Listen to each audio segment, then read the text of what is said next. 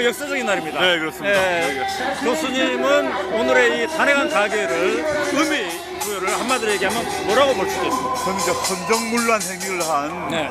박근혜 대통령에 대한 국민과 정치권의 단죄라고 보고요. 네. 이제 지난 6주간에 네. 그 어느 누구도 아니고 그 6주간 6주 매 주말마다 그 거리에 나와서 박근혜 탄핵과 사퇴와 하야를 요구했던 촛불 시민들의 승리라고 봅니다. 네. 자, 이제 뭐 언론들의 예측은 가결이 우세하다는 예측이 있었습니다만 최후 순간까지 많은 분들이 조마조마하셨어요. 네네네. 교수님은 어디에서 지켜보셨습니까?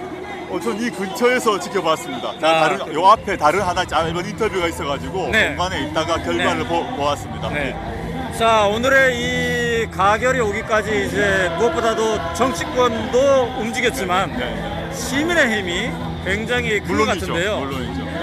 다른 때와 비교했을 때 이번 이 탄핵 정국에서 시민의 힘이 발휘되는 모습이 말이죠. 네네. 좀 차별점이 있었다면, 특별한 점이 있었다면 어떤 걸까요? 저는 이제 1차부터 6차까지의 주말 대규모 집회가 있었지 않습니까? 네. 근데 보면 네. 1차 집회 때는 20만이었습니다. 그렇죠. 근데 맨 마지막 6차 집회 때 200만이었습니다. 네. 이게 10배가 늘어난 건데 이건 네. 정말 수적 차원에서 유례가 없다라는 네. 걸 보여준 것 같고요. 네. 그 다음에 이번에 그 분노가 그 이전과 또 다른 점은 네. 반발적이지 않고 6주가 연속되었다는 것이죠. 네. 6주 연속되어서 하나는 숫자체가 많았다는 것, 네. 둘째는 지속적이었다는 것, 네. 세 번째는 목표가 매우 분명했던 것 같습니다. 아하. 절대 포기하지 않고 네. 끝까지 목표를 이룰 때까지 그 힘을 모아서 결국 정치권의 우왕좌왕까지 바꿀 정도로 네. 집중력이 있었다고 보입니다. 네.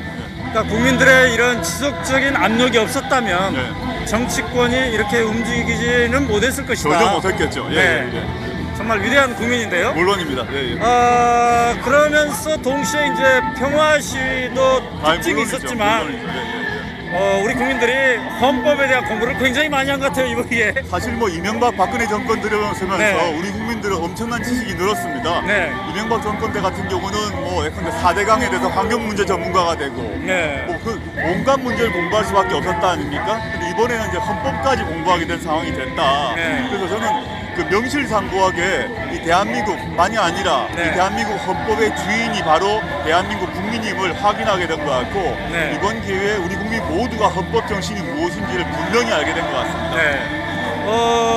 김재동 씨가 현장에서 막 인기가 많았는데 네네네. 김재동 씨도 헌법을 다 외우고 글쎄 있더라고요. 말이에요. 항상 작은 수첩을 들고 다니신다고 하더라고요. 네. 그래서 우리 국민 모두가 네네. 우리 조 교수는 이제 법대 교수입니다만, 로스쿨 교수입니다만, 헌법의 대중화, 네네. 우리가 주인이다. 이 마음을 함께 간직하는 것 같아요. 저는 이제 우리가 지금 살고 있는 이 나라에서 네. 1987년 헌법이 하에 살고 있지 않습니까? 근데 1987년 헌법이 바로 30여 년 전에, 네. 약 30년 전에 이런 모습은 아니지만 네. 대중적 거리에서의 투쟁을 통해서 1987년 헌법이 만들어졌습니다. 네. 그러다가 30년이 흐르고 난 뒤에 네. 이 헌법 정신을 지키기 위해서 시민들이 나왔다는 것 매우 의미가 크고요. 네. 이 문제의 사태가 이제 헌법재판소에 갑니다만은 네.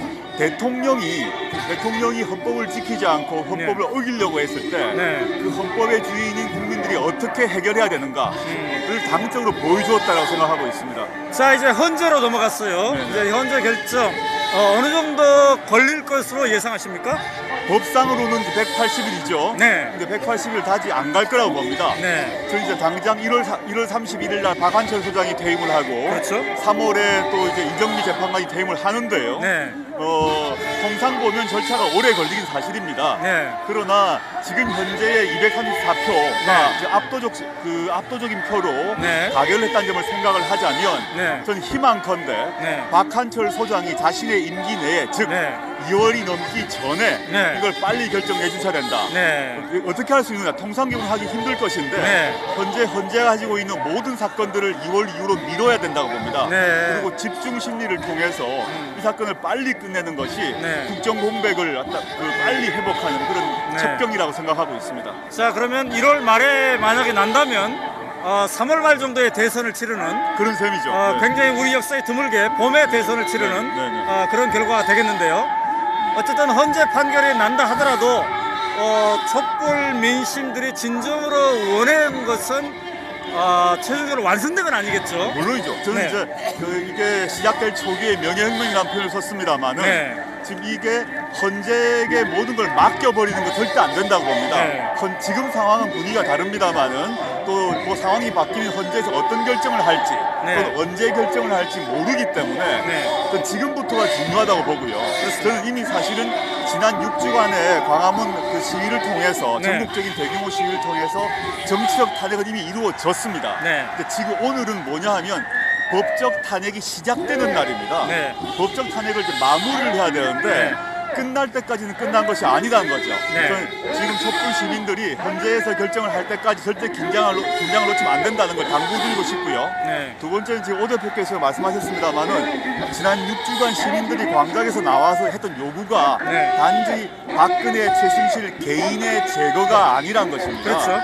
박근혜, 최순실 이 두 사람 개인의 문제가 아니라 그걸 받쳐주고 있던 체제의 문제를 네. 해결하는 것이죠. 네. 예컨대 새누리당을 해체하라. 네. 재벌도 공범이다. 그렇죠. 이런 얘기를 계속 외쳐왔다는 걸 생각하자면 네.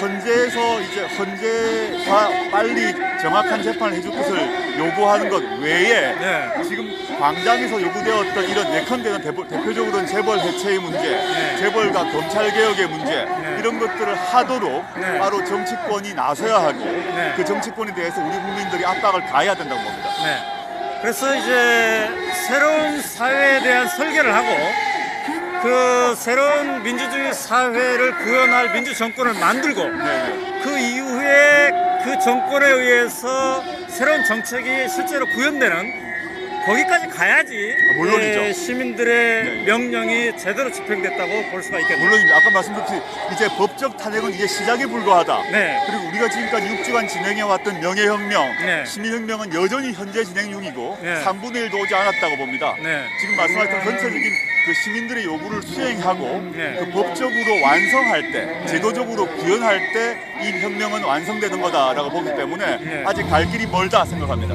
네. 자, 여기까지 정말 오는데 국민들의 역할이 정말 컸는데요. 특징 중에 하나가 이제 촛불 광장에서 젊은 학생들, 네네. 어린이부터 대학생까지 젊은 학생들이 대단히 많이 참여했습니다. 네네네. 이때 이 현장의 경험, 특히 오늘처럼 이런 승리의 경험을 한다는 게 이들이 10년, 20년 이 사회를 움직일 때 굉장히 중요한 에너지가 될 수 있지 않을까요? 당연하죠. 저는 이제 1987년 헌법을 만들어진 게 광장에서 만들어졌고 거리에서 만들어졌고 네. 1987년 헌법을 쟁취했던 그 젊은이들의 경험이 네. 지금까지 30년 동안 한국 민주주의를 지켜왔다고 봅니다. 네. 그러면 이 2016년 박근혜 퇴진, 박근혜 하야를 네. 주장했던 이 시민들의 경험, 네. 그건 이제 청소년 많이 아니겠죠. 네. 이 경험은 한 적어도 30년이 갈 것이다. 네. 그래서 앞으로 우리 민주주의, 우리 헌법을 지키는 데 있어서 이 힘이 가장 근본적 힘이 될 것이라고 네. 생각하고 있습니다. 그러니까 박근혜 대통령을 퇴진시킨 그것에 그치지 않고 새로운 민주주의를 앞으로 이끌어갈 물론이죠. 한 세대의 구축. 그렇습니다. 네. 이 6주간에 지금까지 해왔던 장정을 통해서 네. 우리 실력을 보여줬고 능력을 보여줬던 우리 국민은 네. 지금보다 훨씬 나은 대한민국에 살 권리와 자격이 있습니다. 네. 더 좋은 민주공화국에 살 권리가 있고 네. 그걸 만들어 나가는 것. 그러니까 아까 말씀드린 박근혜, 최순실 개인의 제거가 아니라 네. 더 나은 민주공화국을 만들기 위한 장정에 나서야 된다 생각합니다. 자, 그게 제대로 집행되기 위해서도 앞으로도 정치권이, 국회가 국민의 명령을 잘 따라야 될 텐데요. 물론이죠. 예. 앞으로 민주정권 수립 과정까지 긴 여정이 남아 있습니다. 작은 차이를 극복하고 어떻게 촛불 명령을 공감대로 만들어서 구현할 것까, 네네. 이게 중요할 텐데 정치권은 앞으로 이 명령을 어떤 식으로 받아들여야 될 것 같습니까? 뭐 정치권에서 당연히 대선이 이제 다가오니까 네. 대선 경쟁을 할 수밖에 없겠죠. 대선 후보나 정당에서 경쟁을 하는 건 자연스럽다고 봅니다. 그렇지만 그 이전에 가장 중심은 지난 6주 동안에 외쳐왔던 촛불 시민들의 목소리, 네. 그 요구, 네. 그것들을 가장 우선순위에 두고 네. 그거를 법제화하는 네. 작업을 먼저 해라. 네. 그걸 전제로 한 상태에서의 선의의 경쟁이 필요하다고 생각하고 있습니다. 네. 자, 감사합니다. 조 교수님. 또 나중에 뵙겠습니다. 감사합니다. 네, 지금까지 조 교수님과의 인터뷰를 들어봤습니다.